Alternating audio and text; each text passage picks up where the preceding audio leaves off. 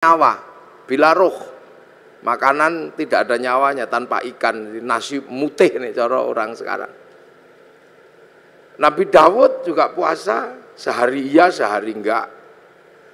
Nabi Musa sebelum naik gunung Tursina puasa, Nabi Ibrahim puasa, Nabi Isa diajari puasa, Nabi Muhammad juga masih diajari puasa, dan Nabi Muhammad dikatakan oleh Allah kama kutiba alal ladzina min qablikum, seperti orang dulu. Makanya puasa ini dikenal semua manusia, bahkan semua agama kenal puasa. Itu uniknya puasa. Dulu ada agama kuno, sekarang punah agama itu. Namanya agama Zoroaster. Nabinya Zarathustra. Ajarannya nihilisme. Kalau orang Jawa bilangnya suwung. Itu Tuhannya dua. Tuhan terang namanya Ahriman, Tuhan gelap namanya Ahura Mazda. Nah, dua Tuhan ini suka kelahi, suka usil. Tuhan terang penguasa matahari, Tuhan gelap penguasa rembulan. Kalau dua Tuhan ini kelahi, Tuhan terang kok kalah gerhana matahari. Orang Zoroaster puasa 3 bulan. Kalau Tuhan gelap kalah gerhana matahari, puasa 40 harian gitu. Puasa. Ini orang Zoroaster. Cuman agama Zoroaster itu punah. Berganti menyembah api.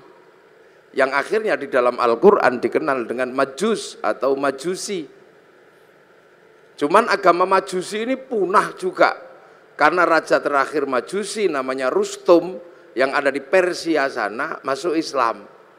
Raja Rustum ini anaknya dinikahkan dengan anak Sayyidina Ali bin Abi Thalib. Namanya Sayyidina Husain, lahir Sayyid Ali Zainal Abidin. Nah, karena masuk Islam, kemudian orang Majusi tidak lagi menyembah api. Cuman orang Majusi kalau menyembah api, apinya ditaruh di bangunan tinggi, panjang, itu namanya manaro. Sehingga kemudian setelah nyembah Allah, apinya dibuang, manaronya ditaruh di depan masjid. Akhirnya masjid orang-orang ex-Majusi punya manaro. Begitu seluruh kaum muslimin lihat masjid orang Persia punya manaro, kok bagus, maka kemudian seluruh kaum muslimin berlomba-lomba bikin manaro di depan masjid, yang akhirnya sampai Surabaya jadi menoro. Nanti puasa. Lu ini Islamnya begitu. Kalau masjid khas Arab yang asli ya kotak tutupnya, pelepah kurma. Menoro itu, menara itu dari tradisi Majusi dulu. Kubahnya itu ketika Islam ketemu dengan Nasrani yang di Konstantinopel, kemudian punya masjid, ada kubahnya itu sumbangan dari gereja dulu. Makanya kubah masjid sama kubah White House itu sama, kubahnya istananya Presiden Amerika ya sama kubah. Lah itu orang Majusi. Orang Hindu juga disuruh puasa. Jadi Hindu juga mengenal puasa, namanya upawasa. Upawasa itu enggak makan, enggak minum, enggak menyentuh perempuan. Untuk persiapan muksa. Muksa itu mati terbaik ala Hindu. Hilang raga dan sukmanya. Hanya bisa dilakukan oleh orang Brahmana. Kalau orang kesatria nggak bisa hilang, maka dibakar, dingaben. Kalau di bawahnya ada kasta namanya Wisya, pegawai negeri. Nah, sampean-sampean pegawai ini kastanya Wisya. Itu dibakar matinya kalau sudah punya uang. Kalau belum punya uang nabung dulu. Nah, di bawahnya ada Sudra. Sudra ini petani, pedagang. Itu Sudra, tukang las, itu Sudra. Nah, di bawahnya ada kasta namanya paria, pengemis. Ini matinya nggak ada yang ngurus. Di bawahnya ada kuca. Kuca ini tukang ngutil. Jadi hidupnya ngentit. Apa itu? Tukang motong bansos lah kalau ininya. Itu kuca. Itu matinya juga nggak ada yang ngurus. Di bawahnya ada meleka, maling. Kalau ketahuan lari. Tapi di bawahnya ada namanya candala, maling kalau ketahuan berani.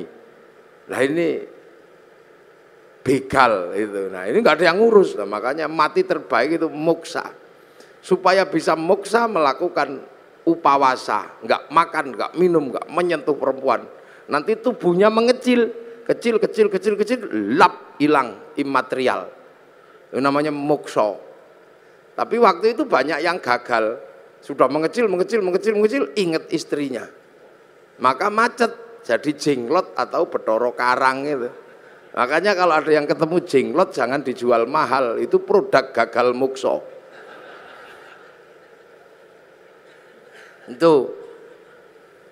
Itu asalnya begitu. Makanya dulu terus orang-orang di sini mengambil ajaran yang lebih mudah, bukan menahan hawa nafsu tapi ngumbar hawa nafsu. Namanya ajaran Bhairawa Tantra.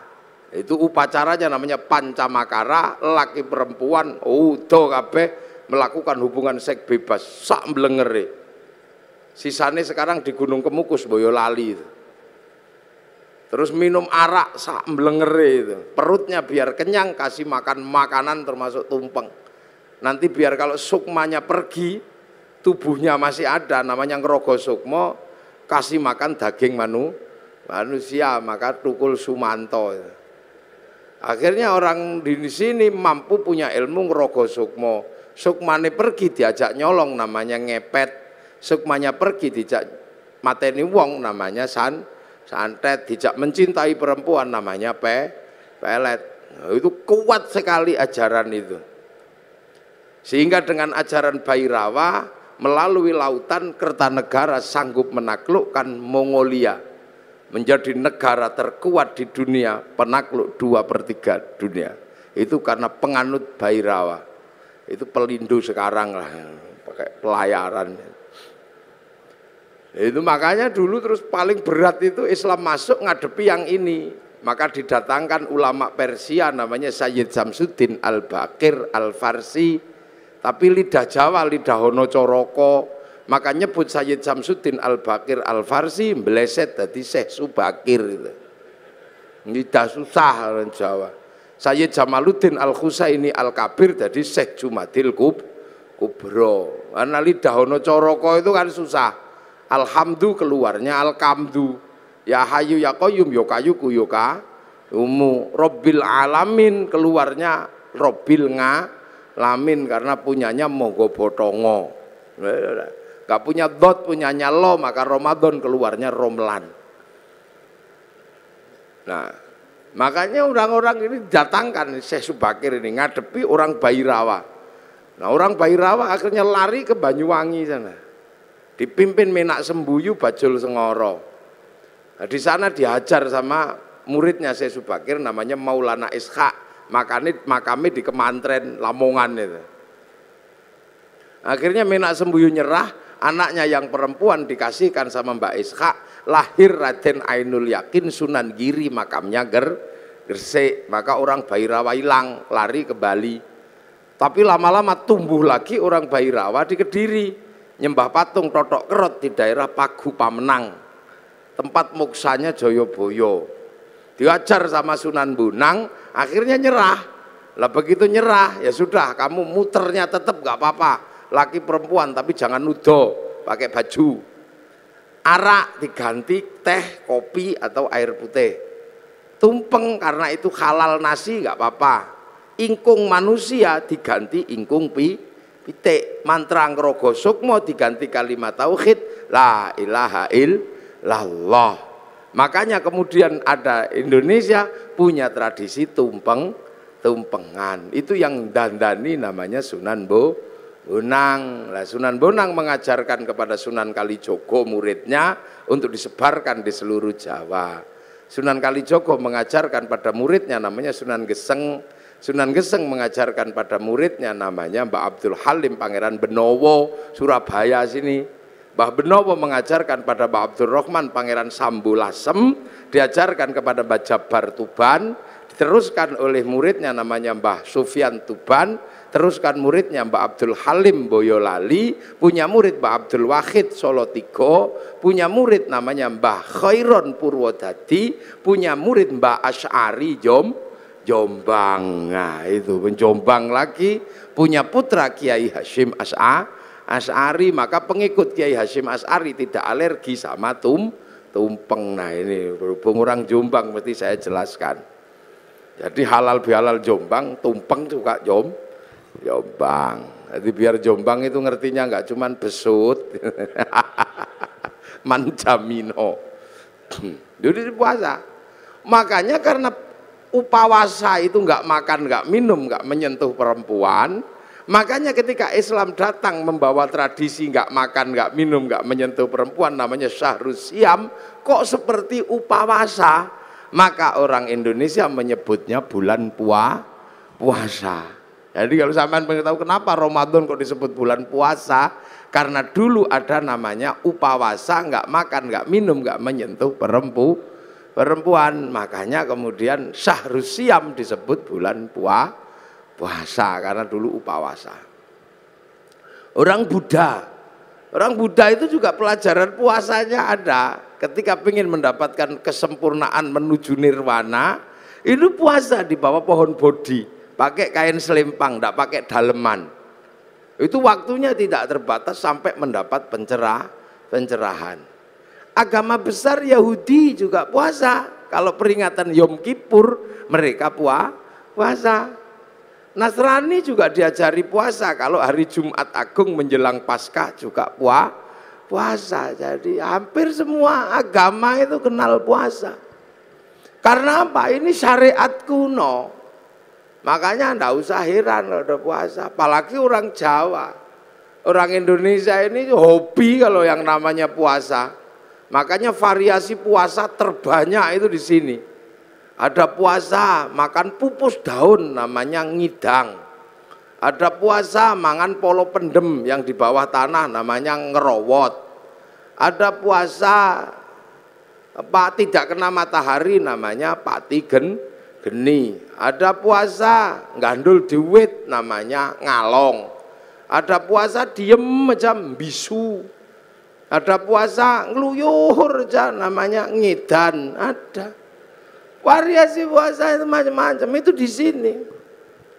Dan bagi orang Nusantara dan orang dunia, puasa ini menempati sejarah tersendiri. Hampir seluruh cerita besar itu bermula dari puasa. Rasulullah mendapatkan wahyu setelah puasa, naik turun gunung di Gua Hira, hampir dilakukan selama 15 tahun. Syekh Abdul Qadir Al-Jilani mendapatkan ma'rifatullah itu setelah puasa 25 tahun di padang pasir, dibimbing Syekh Mubarak Al-Majzumi, jadi Sultanul Aulia. Di Jawa Sunan Kalijaga, rojone berandal, bisa jadi wali karena puasa 3 tahun.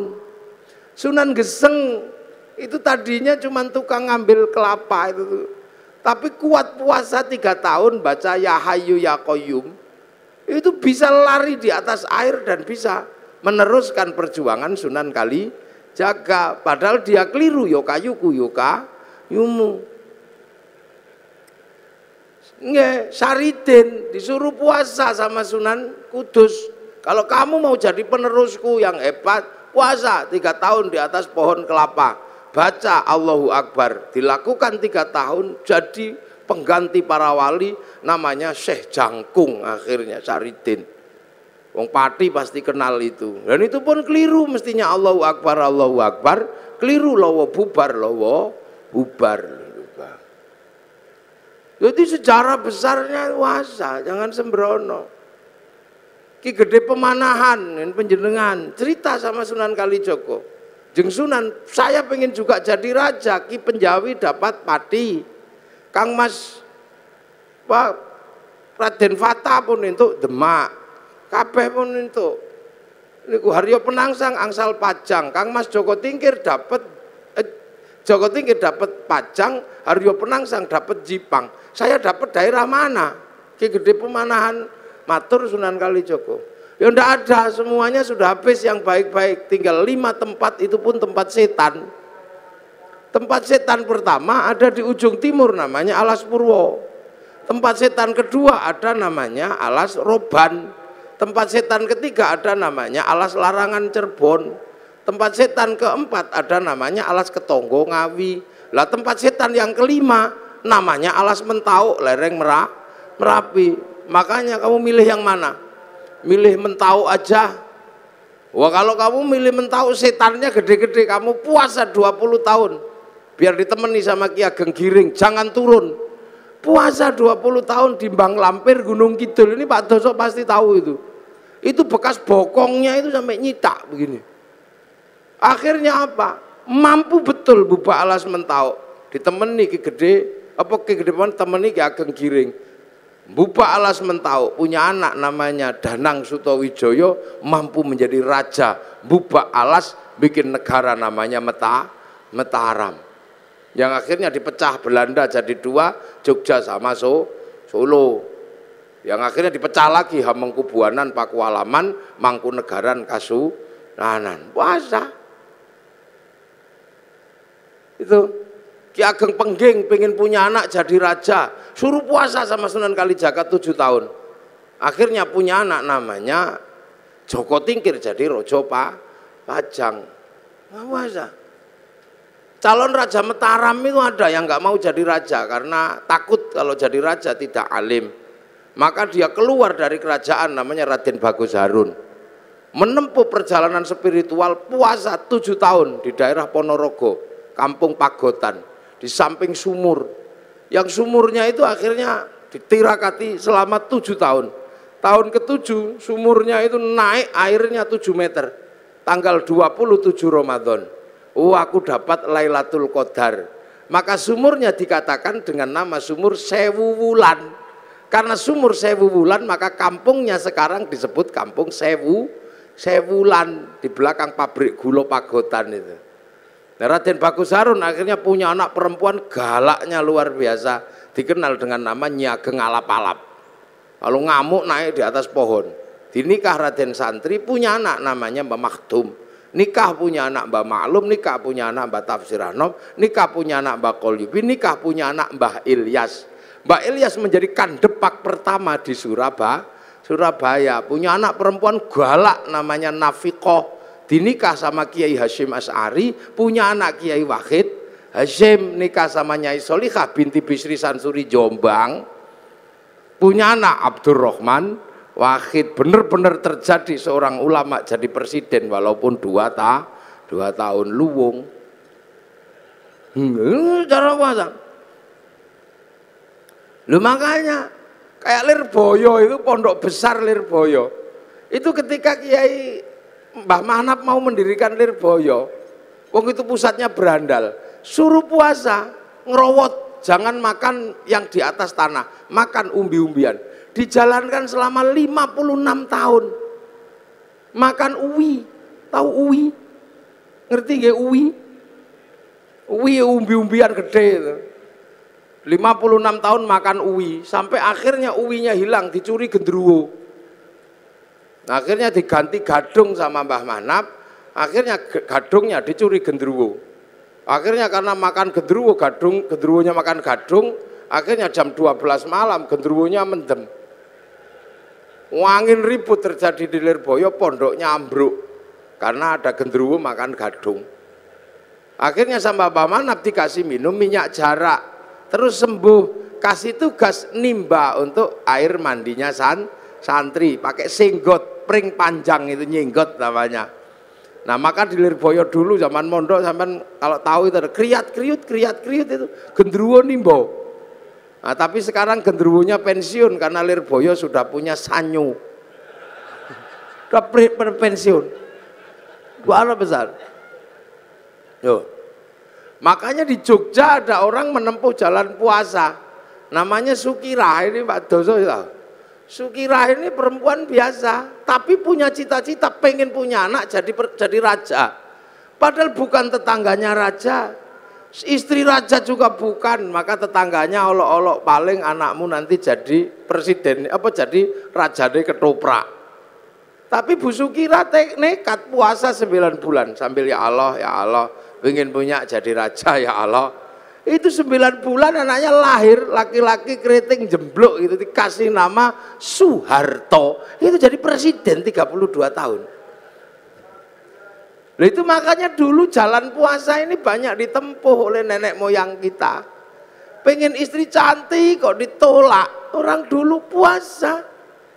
Masuk masjid kalau santri baca ya Rahmanu ya Rahim. 7 hari 7 malam I love you. Lah ya, kalau nggak mau ya Rahmanu ya Rahim ya cari pohon besar, bawa beringin di kantor Pelindo itu. Baca sunah mata kaji ajiku jaran goyang. Ya I love you sama saja, yang penting puasa. Lu puasa ini menghasilkan energi yang luar biasa. Ini yang kadang manusia akhir nggak ngerti. Makanya ayam aja ngerti. Kalau pengen neteskan telur puasa 21 hari. Nanti ayam netes. Ulet itu kalau pengen terbang dia puasa jadi kepompong. Ngepompong dulu. Baru terbang jadi kupu. Ular itu kalau mau melungsungi ya puasa. Nanti kulitnya ganti lebih mudah lah lagi. Makanya kita berdoa semoga puasa kita seperti puasa kupu-kupu. Puasanya ulet, habis jadi kepompong terbang jadi kupu-kupu. Jangan kayak puasanya ular. Setelah puasa tetap aja keluar ular. Sekali ulo tetap ulo. Ini itu jangan. Puasa. Dukun-dukun bayi dulu itu bodoh-bodoh, ndak pinter cuman yok apa lo kuato. Tapi puasanya kuat ya brul gitu ya keluar. Dan puasa ini nggak pandang bulu. Dibikin baik ya mandi, dibikin jelek ya mandi. Makanya dukun-dukun santet itu kalau puasanya kuat, santetnya ya teksek. Bahkan orang cari nomor juga puasa. Loh, ini puasa ini menempati ranking tersendiri. Makanya orang-orang tua dulu hobi yang namanya puasa itu. Kalau punya hajat atau besar udah puasa deh, puasa. Hasil saya pernah punya pengalaman orang naik daftar tentara nggak keterima. Oh, ini angkatan laut. Daftar angkatan laut itu nggak keterima karena tingginya kurang 5 cm. Udah daftar kemana-mana nggak keterima. Akhirnya saya suruh puasa 3 hari. Hari pertama 3 teguk 3 kepal. Buka sahurnya. Bacaan apa Gus? Moconen wodowo. Dibaca selama 3 hari wodowo. Begitu waktunya daftar diukur lebih 5 cm. Untung ora iku nih sing dawa kan. Kudune kan dhuwur tapi keliru saya perintahnya. Tapi karena yakin begitu diukur naik 5 cm. Tasyakuran motong sapi. Begitu motong sapi saking senengnya saya ukur. Ternyata kurang 5 cm. Lah waktu itu meterannya yang mengkeret atau yang baca yang bingung. Nah sekarang ada di Angkatan Laut Surabaya. Maka cari aja kalau ada tentara yang kurang 5 cm ya dia itu.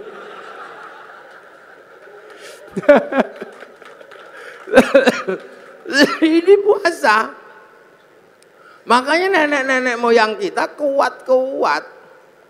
Nah sekarang begitu puasa itu menakutkan, maka orang ini jadi lemah. Jadi lemah. Dulu orang Jawa, orang Indonesia ketemu singo gitu kita ikut semilar, singone lari. Orang sekarang begitu takut puasa, jangankan sama singa, sama melinjo takut. Nih, monggo Pak melinjo ora samura tahu. Santen itu enggak, kenapa? Kolesterol. Penyakitnya banyak karena enggak ada orang mau puasa. Akhirnya begitu remuk masuk rumah sakit.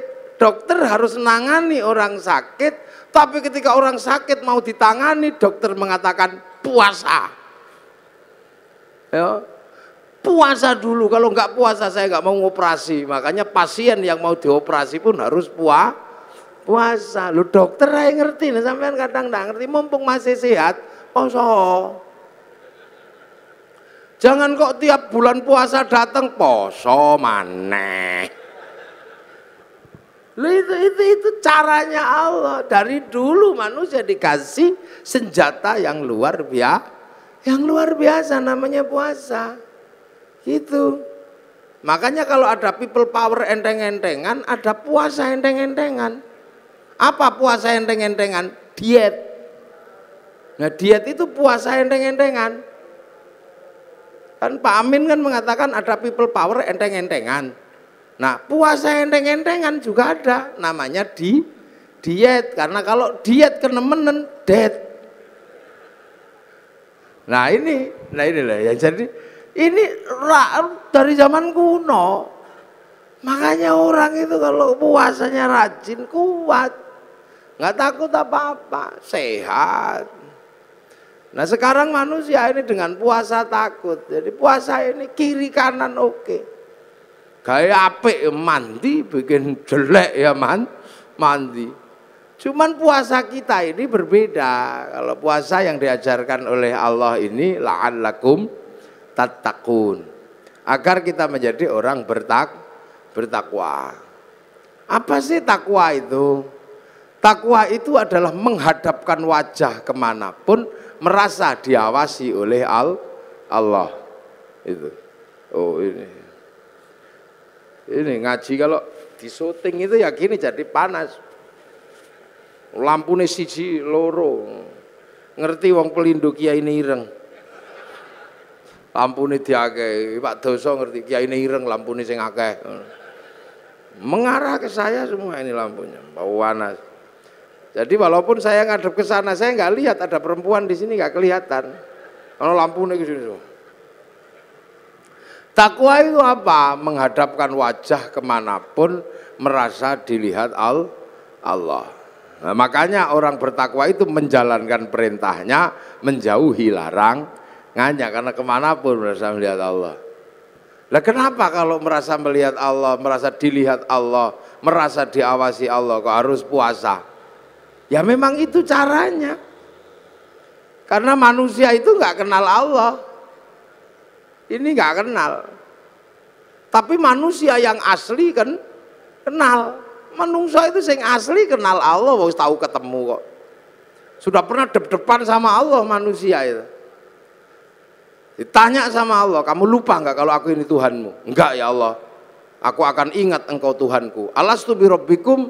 Qalu bala syahidna. Ya, saya akan, ya sudah, kamu turun sekarang. Fanfukur ruh, maka manusia dari langit diturunkan ke dunia. Langit bus turunkan ke dunia. Ditaruh di mana? Ditaruh di daging dunia. Lah daging ini produksi lokal dari makanan orang tua. Orang tuanya makan diproses di perut, dikeluarkan jadi jadi umbel, jadi apa. Nah, makanan manusia yang paling intinya itu disimpan di sini, namanya nutfah. Nutfah itu zat hidup yang ada dalam setiap makanan, karena Allah berfirman idza arada syai'an ayyaqula lahu kun fayakun. Simpen di sini namanya nutfah atau mani. Maka nanti kemudian dicampur, punya bapak punya ibu, produk dunia ini, Pak Doso, lampunya dimatikan terus dicampur itu. Terus nanti dititipkan ke rahim ibu. 3 bulan jadi segumpal darah, 4 bulan jadi segumpal daging. Nah kalau sudah jadi daging, maka kemudian nyawa turunkan manusia yang dari langit diturunkan masuk ke dalam daging. Nah begitu masuk ke dalam daging, lah proses casingisasi dilakukan. Ditempelkan, manusianya ditaruh dalam daging. Dagingnya ditambah, kasih tulang, kasih tiang, kasih ikat, otot, bungkus kulit, tumbuhkan rambut, 9 bulan keluar. Begitu keluar manusia yang asli sudah di dalam, yang kelihatan bungkusnya. Lah bungkusnya ya tergantung yang buat. Karena yang buat itu pesek ya keluarnya pesek.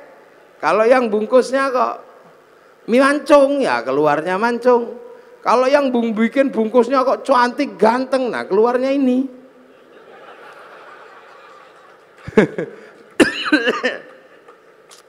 Lah ini maka perempuan itu tempat menanam.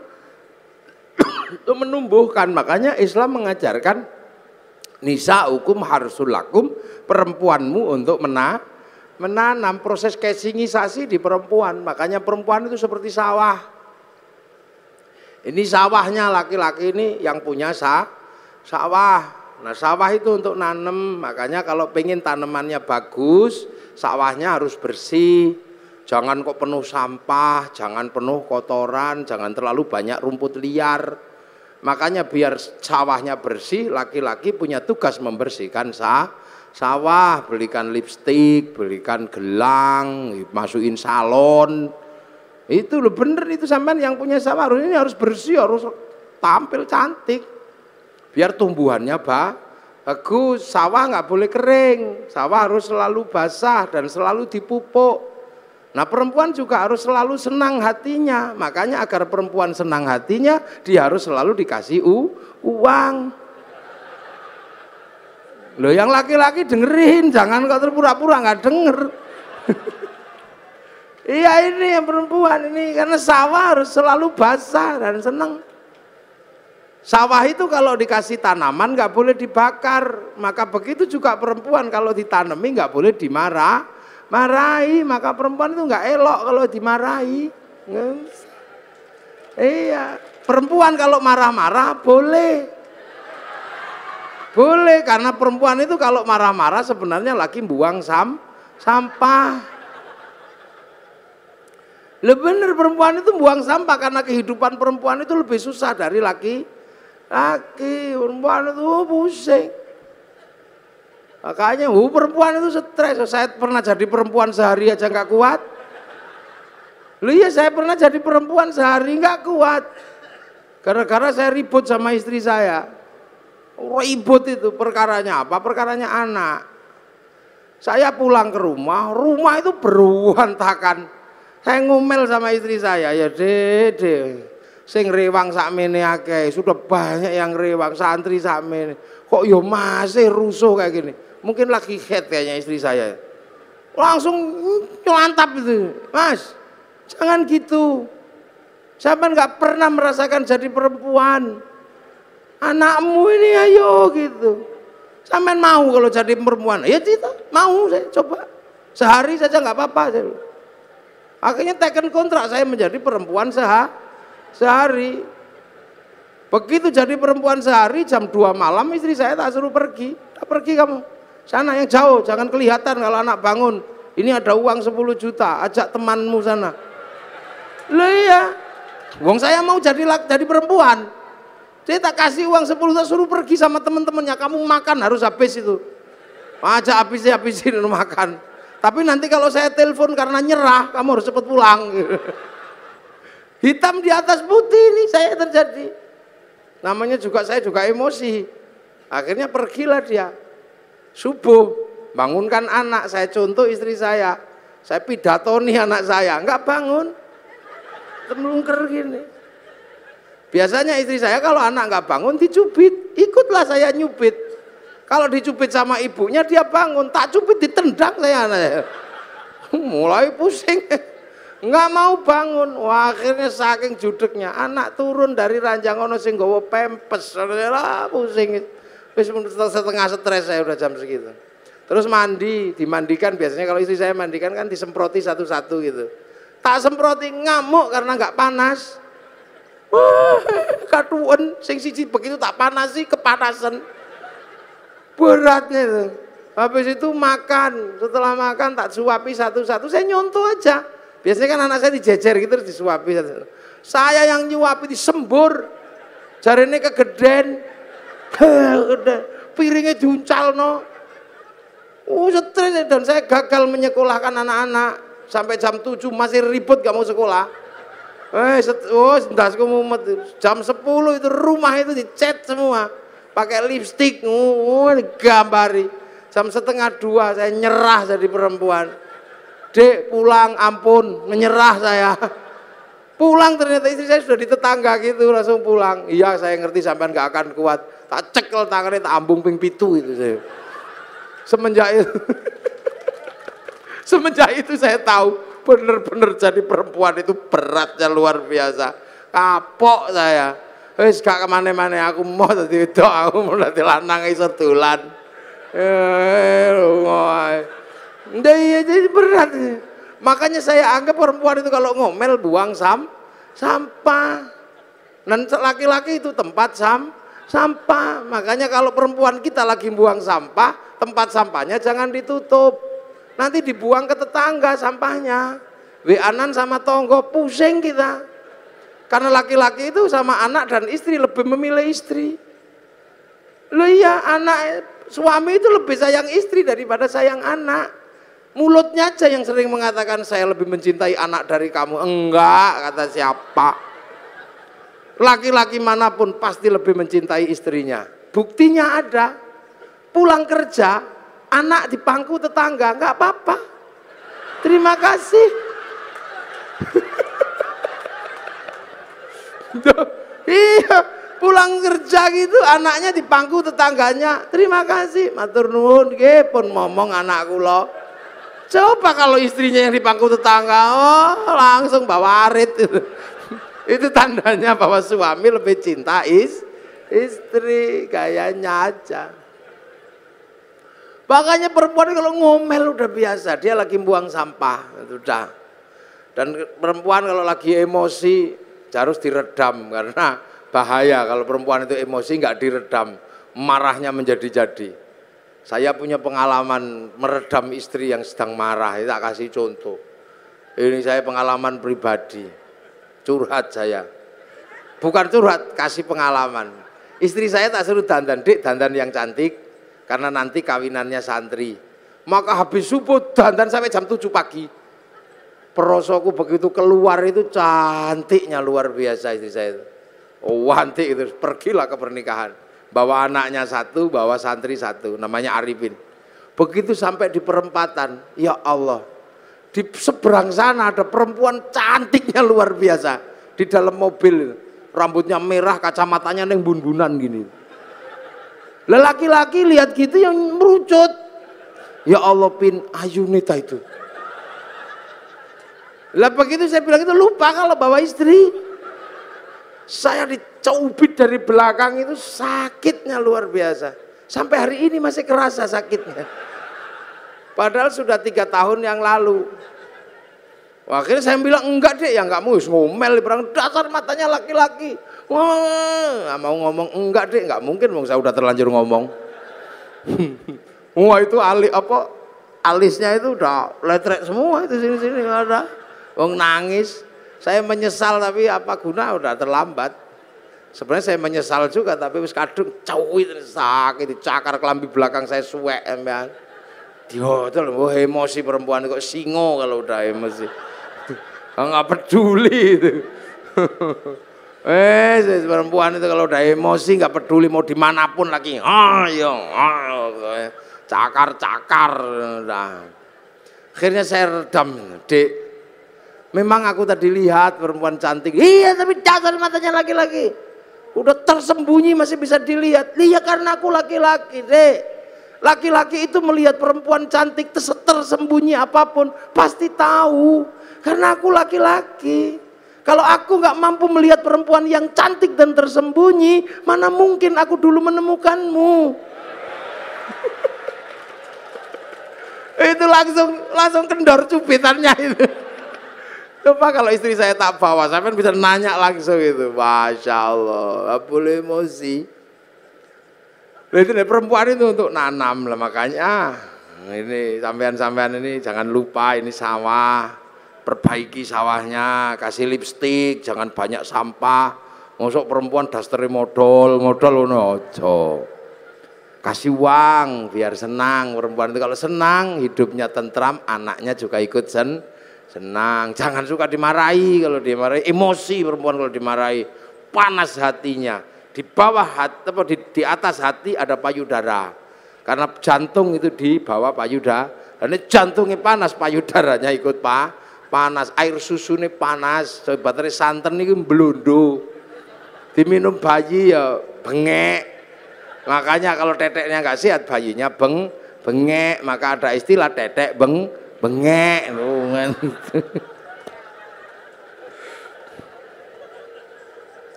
Loh itulah perempuan itu nanam untuk membuat proses casingnya manusia lah. Casing ini dunia, makanya manusia ini casingnya aja ini, tergantung yang nyita aja. Ini dunia, ini casingnya.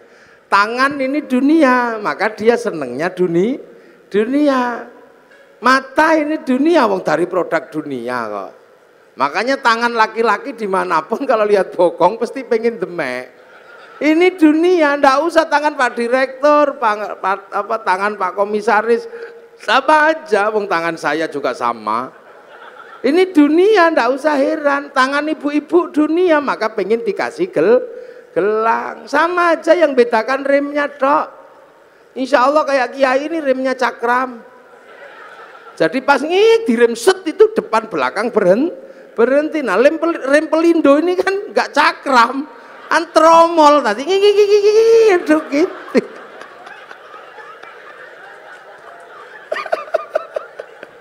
Lah ini dunia. Loh makanya yang dunia, yang berasal dari dunia, ya senengnya dunia. Mata ini ya senengnya dunia. Kaki ya senengnya dunia, telinga senengnya dunia. Nggak usah heran. Makanya kalau kita dengar adzan Allahu Akbar, Allahu Akbar, yang nyawanya, yang manusia, yang asli, yang dari langit, yang kenal Allah, tek pengen sholat. Tapi bokong ini kan dunia. Makanya ya duduk aja. Sampai kiainya Robbana ya Robbana, karena nunggu bokongnya belum berangkat. Robbana ya Robbana udah kelamaan nggak dateng ya tombo ati wis pegel yo nambah niatine dhewe. Kalau udah capek nggak dateng baru kiainya ngamuk, diuruki anjang baru jeruan dal teko itu. Nah, itu dunia ya begitu. Ada orang minta gitu, paring den, tek pingin ngasih yang nyawa ini, yang akhirat. Tapi tangan ini kan dunia, begitu masuk saku, oh kasap 1.000, minggir 50, cari yang 2.000, lemas itu ya biasa. Yang donyo. Makanya jangan heran kalau sholat, Allahu Akbar. Ini kan pengen ngadep Allah, ini wajah tuh iya. Tapi mata ini dunia, ya nggak bisa, begitu melek ini ya. Oh sarungnya bolong ya, nggak bisa. Allahu Akbar.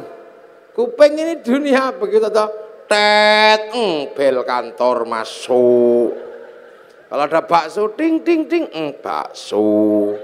Hujan gretek ya Allah sepatuku kudanan. Nggak bisa yang dunia, wong ini memang dunia. Allahu Akbar. Bismillahirrahmanirrahim. Sabbihisma rabbikal a'la alladzi khalaqa fasawwa walladzi qaddara fahada. Suwe. Lama ini yakin suwe.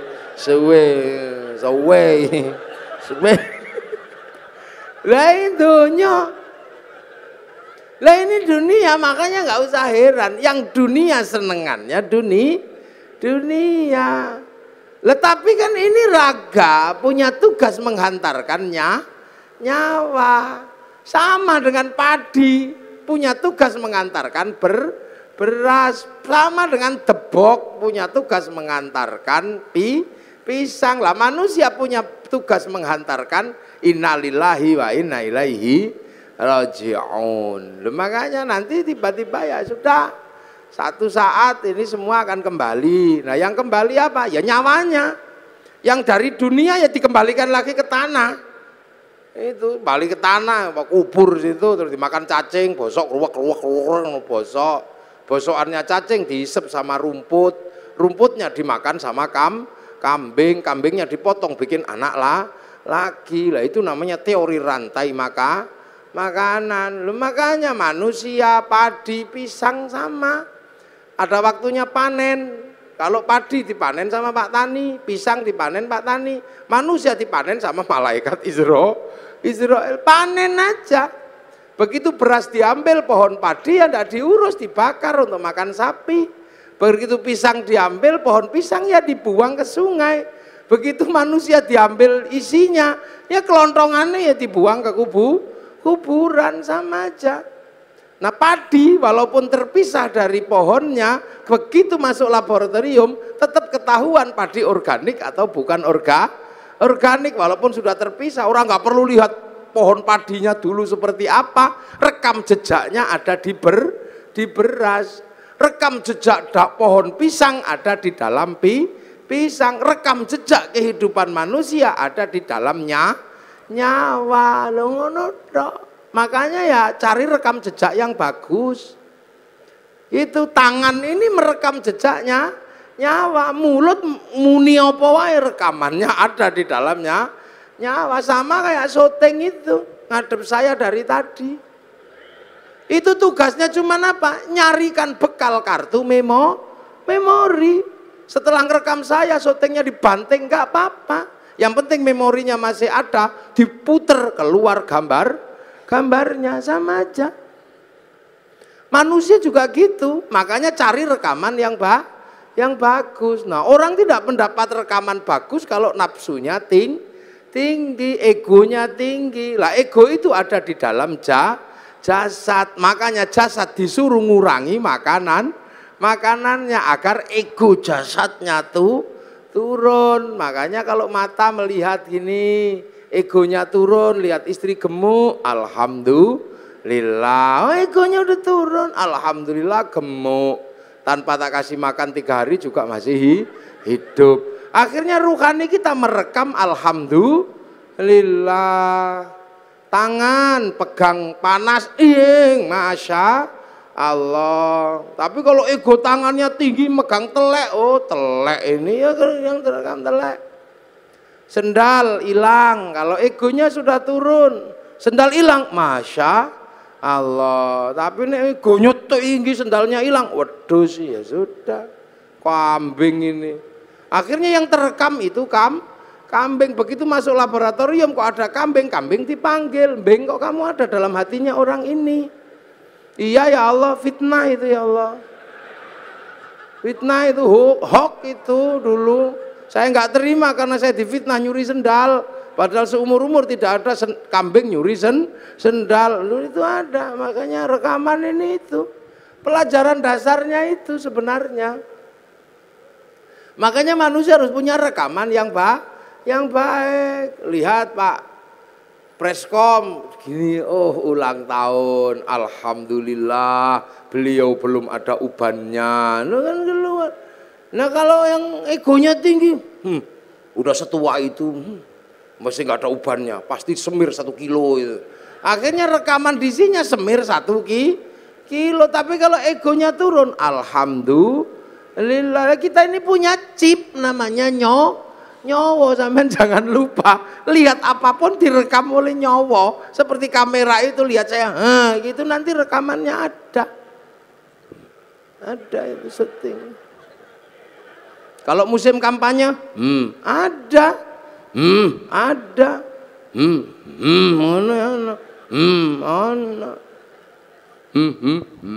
ada. Itu rekamannya ada semua itu di situ nanti. Sama dengan manusia, dingke wong adus, ono sesuk rekamane. Begitu diputer metu meneh rekamane sampean saumur urip ada. Makanya rekamlah yang bagus. Nah, agar rekamannya bagus, nafsunya harus diturunkan. Lah nafsu diturunkan dengan cara puasa. Makanya orang kalau puasanya ini kuat, nafsu egonya turun. Sebab apa? Orang kalau sudah egonya turun, apa-apa bisa melihat Allah. Ayam naik masjid, itu orang kalau egonya turun, ayam naik masjid, alhamdulillah, masya Allah ada ayam naik masjid, syukur ya Allah terima kasih. Kenapa? Karena kiai akhirnya bisa mempraktekkan bagaimana membersihkan tele ayam dari atas masjid. Ilmu yang demikian sulit membersihkan tele ayam dari atas masjid bisa dipraktekkan karena ada ayam naik masjid. Nah, kalau nggak ada ayam naik masjid nggak bisa dipraktekkan karena kiai tidak boleh bawa telek ke atas masjid. Jadi alhamdulillah ilmu bisa dipraktekkan karena barokah pitik. Makanya hati-hati, nafsu itu mengingkari Allah. Contoh, ini mudik lebaran. Orang Surabaya ini yang paling seneng dulu itu rujak cingur. Akhirnya karena musim lebaran cari rujak cingur kemana-mana nggak ada. Sana nggak ada, ke sana nggak ada. Sampai seminggu kepengen rujak cingur. Bayangkan rujak cingur saja udah ngiler. Akhirnya pas halal bihalal ke tempatnya Pak Dirut, Pak Doso, ada rujak cingur. Seminggu kepengen rujak cingur, ada. Ya halal, ya silakan makan tapi hati-hati. Kalau saya nggak berani makan. Karena itu bisa jadi halal buat jasmani tapi haram buat rohani. Karena nikmatnya mesti luar biasa. Wong kepengen seminggu. Begitu setelah dari Pak Doso seminggu kepengen rujak cingur dapat, tiba-tiba besoknya ke tempatnya Pak Pres, komut. Nah, istilah yang susah buat kiai itu, komut itu komisaris utama. Nah itu kemana Pak komisaris itu tiba-tiba ada ini rujak cingur yang sama. Tapi karena kemarin sudah dapat, akhirnya monggo. Sampun Pak, sampun. Monggo, sampun. Karena udah nggak kepengin. Tapi karena nggak enak sama Pak komisaris ya, dimakan. Enak tempatnya Pak Dirut. Padahal begitu zaman muni enak tempatnya Pak Dirut, zaman ribut sama Allah. Wong hari ini dibagi yang ini kok masih nggak terima membayangkan yang kemarin. La in syakartum la azidannakum wa la in kafartum inna adzabi lasyadid. Nah inilah. Jadi ini makanya orang kalau puasanya kuat-kuat, ini enak, nafsunya turun kemanapun kembali kepada Allah. Nah itu loh, maka la'allakum tattaqun, semoga kita menjadi orang yang bertakwa. Lah makanya nafsu ini kalau udah turun hidup jadi enak, indah. Makanya kita ini kalau orang-orang yang sudah bertakwa enak, lihat apapun kembali kepada Allah. Ini di belakang ada tema keragaman, ya keberagaman apapun juga dari Allah. Makanya orang nafsunya turun ya nggak ribet. Lihat orang Jepang nggak perlu emosi, lihat orang Cina nggak perlu emosi, lihat orang Yahudi nggak perlu emosi. Toh kita hidup bersama-sama. Sekarang orang Jepang nggak datang, tapi mic-nya datang. Ini kan bikinan Jepang. Ya, jadi kita ngaji ini pun melibatkan orang Jepang. Kita ngaji melibatkan kipas angin mereknya Maspion, Cino sing gawe. Kalau kita malam longok-longok pengen ngerokok, gudang garam Cino. Pergi haji kita nggak bisa jalan kalau nggak ada pesawatnya orang Yahudi. Wong Pak Habibie disuruh bikin pesawat nggak jadi, wong namanya tetuko. Sing teko ra tuku, sing tuku ra teko. Makanya kiai-kiai nggak ada yang ribet. Istri kita cantik-cantik karena parfum dan bedaknya orang Prancis. Nasrani karena bedak Surabaya nggak mau make, wong beras ditumbuk ya blonteng kah. Biasa aja hidup itu begitu. Iya kita ngaji gini misalnya, ya ngaji ini baik, wong pengajian. Ya makanya kalau saya mengatakan saya lah orang terbaik hari ini, ya bisa saja, wong saya sendirian ngomong di depan minumannya banyak. Tapi saya juga nggak bisa terbaik di sini karena baiknya saya ada panitia yang bikin pengajian. Kalau nggak ada panitianya ya saya nggak ada di sini. Lalu terus siapa yang terbaik? Ya panitia pasti mengatakan saya yang terbaik. Saya mengatakan kalau saya nggak datang pengajianmu jelek. Lah itu baru dua udah ributnya luar biasa. Belum lagi kalau sampean ikut-ikutan. Ya ini menjadi baik karena saya mau hadir. Coba kalau saya nggak ada yang datang, itu bukan pengajian namanya. Lah apa? Cek sound. Bukan kayak gini. Lah orang-orang yang sudah mengembalikan semua kepada Allah, enak, nggak ribet. biasa aja orang. Terus kita misalnya, ini pengajian jadi indah karena ada yang nata kursi. Apa yang nata kursi itu sholat subuh? Ya belum tentu. Jangan-jangan yang nata kursi nggak sholat subuh, tahu. Sama kita makan jadi enak karena apa? Ada bumbu. Bumbu bisa enak karena diulek pakai cowek. Kita nggak pernah tahu waktu bikin cowek itu bikin cobek. Jangan-jangan pas airnya kurang dikencingi juga nggak tahu gitu. Hidup itu indah. Jadi orang itu kalau sudah mengembalikan semua kepada Allah, nyaman, udah gak ribet. Orang Surabaya ini nggak punya garam, yang punya garam orang Madura. Sampai nggak tahu waktu orang Madura bikin garam, jangan-jangan kebelet pipis kolamnya dipipisi, ya nggak ngerti kita. Makanya jangan mudah berburuk sangka sama orang, biasa aja hidup itu. Ini makanya akhir-akhir ini begitu orang takut puasa, ini orangnya ribut aja, dikasih apa ribut, dapat apa ribut, itu biasa aja. Ini ngaji, ya ini ngaji, ini minumnya kopi. Kopi ini kita nggak ngerti, jangan-jangan yang metik kopi ini belum gajian, ini kita nggak tahu. Jangan-jangan yang metik kopi malah mati digigit ular. Maka semua kembalikan aja deh kepada Allah. Nah ini syaratnya apa? Nafsunya turunkan, minimal dengan mengurangi makan kita bisa berlatih untuk menghadirkan dalam setiap kehidupan merasa ada Allah, sehingga apapun rekamannya bagus. Makanya kepala sering diajak ngerekam kalau zikir la ilallah, biar kepalanya ini merekam Allah, tangannya pakai tasbih Allah, ya Allah, ini rekamannya Allah, semua direkam. Makanya sampean jangan heran, rekaman kita ini terhubung langsung dengan servernya Allah, namanya Lauhil Mahfud. Sama kayak sampean, karena punya kartu handphonenya bisa di GPS kemanapun. Sama dengan manusia, mau lari kemanapun di GPS sama Allah. Loh ya inilah, nah ini yang bisa kita ambil dari yang namanya puasa itu ini. Nah ini halal bihalal ini, Pak, ini amma ba'du. Nah ini baru muqaddimah selesai. Lu saya belum mulai ngaji. Lah kan saya baru amma ba'du. Lu ngajinya kiai itu ada amma ba'du. Dari tadi sudah amma ba'du belum saya? Ya belum. Ini baru amma ba'du, jadi ini baru muqaddimah. Ini baru pembukaan. Lah inilah artinya ini. Pokoknya tahun depan ini jangan kaget, puasa aja deh. Itu jadi jalani puasa dengan sukacita. Makan ya silahkan. Boleh kok puasa itu kalau nggak tahan makan. Boleh aja, tapi jangan masuk ke belakang kindil-kindil itu. Aman haus pengen es jeruk, apa pengen es kopior gitu. Minum aja. Kemu boleh. Yang penting tidak masuk ke belakang kindil-kindil di leher ini loh. Batas mulut itu kan di kindil-kindilnya itu. Makanya sikatan boleh. Nyicipi makanan boleh, tapi jangan masuk ke belakang kindil-kindil itu. Batas mulut itu bukan di sini, tapi di dalam ini. Yang ada kiwil-kiwilnya itu lah. Nah, kalau tidak masuk ke belakang itu, kemu boleh, sikatan boleh. Apalagi sikatan karena bukan makanan, jadi tidak ada orang niat makan odol, itu tidak ada. Tapi kalau es campur begitu masuk, ya haram, langsung batal. Enak kok puasa itu. Yang tidak boleh itu ngentut di air. Karena kalau ngentut di air, airnya langsung masuk cerup ke dalam.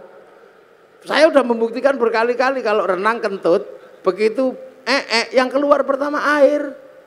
Cur gitu. Makanya sampean kalau enggak bisa paling gampang kentut di dalam air. Nanti dia berfungsi seperti apa? Yang biasa dicerup itu apa? Dul kolak, sama kayak gitu. Nanti terus langsung mulek terus keluar. Nah itu tidak boleh, makanya puasa itu nggak boleh kentut di air karena airnya masuk. Tapi kemu nggak apa-apa, ngemut permen lollipop juga nggak apa-apa. Yang penting tidak masuk ke belakang kindil-kindil itu batasnya di situ. Itu batas minimalis pokoknya. Jadi puasa itu. Kangen sama istri, wel enggak apa-apa, boleh. Yang penting jangan di situnya aja. Ini yang kadang orang tidak memahami, dipikir ngono ra oleh, boleh aja. keuangan wal gelundung. Yang penting jangan itunya aja. Kalau bisa, kalau enggak ya jangan. Enak apa itu? Sore-sore masak, ngicipi boleh, yang penting tidak ditelan sampai ke belakang. Til-kintil. Itu aja. Nah inilah makanya semoga ini mengingatkan kita semua tentang puasa. Selebihnya nanti ada hal yang lain. Kalau masih ada waktu ya kapan lah kita sambung lagi. Ini muqaddimah aja untuk menjelaskan biar kita nggak takut puasa. Karena puasa ini kama kutiba alal ladzina min qablikum. Mudah-mudahan ada manfaatnya. Ihdinas siratal mustaqim. Assalamualaikum warahmatullahi wabarakatuh.